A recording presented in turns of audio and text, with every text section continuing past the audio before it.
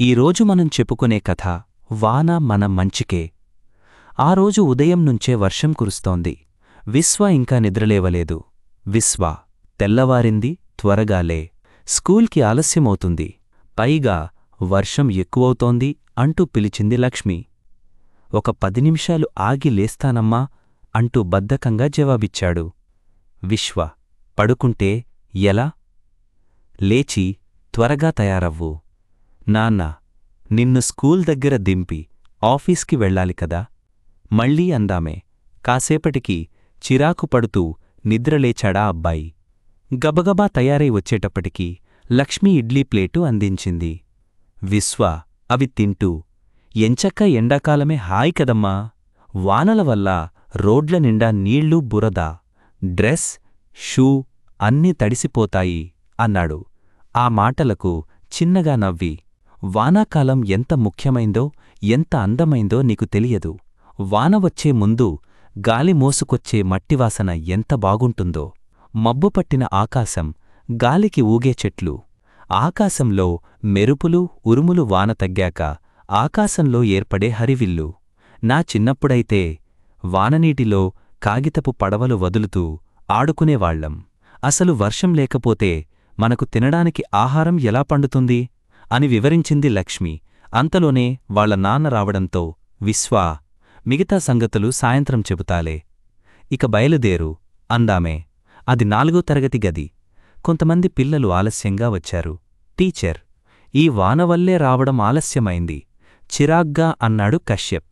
మిగతా విద్యార్థులు కూడా అవును టీచర్ అంటూ వంతపాడారు. వాన విషయంలో మనం చిరాకు పడకూడదు అంటూ వాళ్లమ్మ చెప్పిన విషయాలన్నీ వివరించాడు విశ్వ.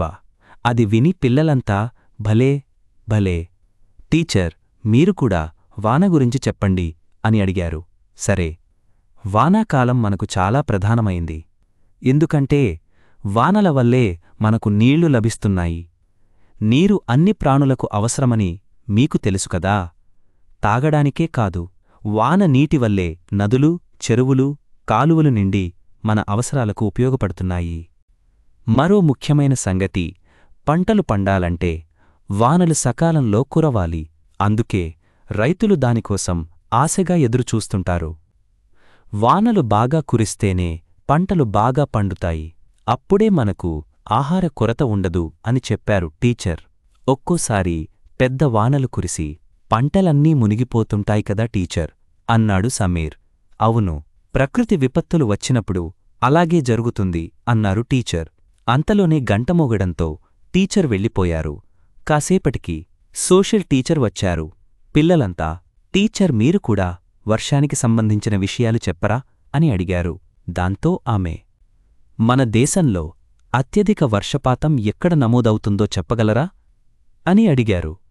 ఎంత ఆలోచించినా విద్యార్థులు సమాధానం చెప్పలేకపోయారు.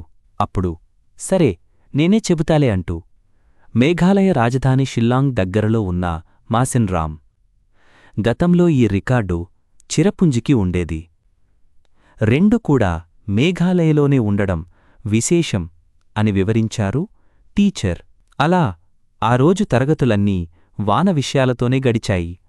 ఇక చివరి పీరియడ్లో డ్రాయింగ్ టీచర్ వచ్చి, మీకు నచ్చిన బొమ్మ వేయండి అన్నారు. దాంతో విశ్వ ఆకాశంలో ఇంద్రధనుస్సు గీశాడు. కశ్యప్ రంగుల గొడుగు పట్టుకున్న పాపను గీశాడు. అంతలోనే బడిగంట మోగడంతో పిల్లలంతా ఇంటికి బయలుదేరారు. ఇంటికి వెళ్లగానే అమ్మకు తను వేసిన డ్రాయింగ్ చూపించాడు విశ్వ. కాళ్ళూ చేతులూ కడుక్కొని వచ్చి, నువ్వు చెప్పింది నిజమేనమ్మా? వర్షం మనకు చాలా విధాలుగా సహాయపడుతుంది, మా టీచర్ కూడా చెప్పారు అన్నాడు.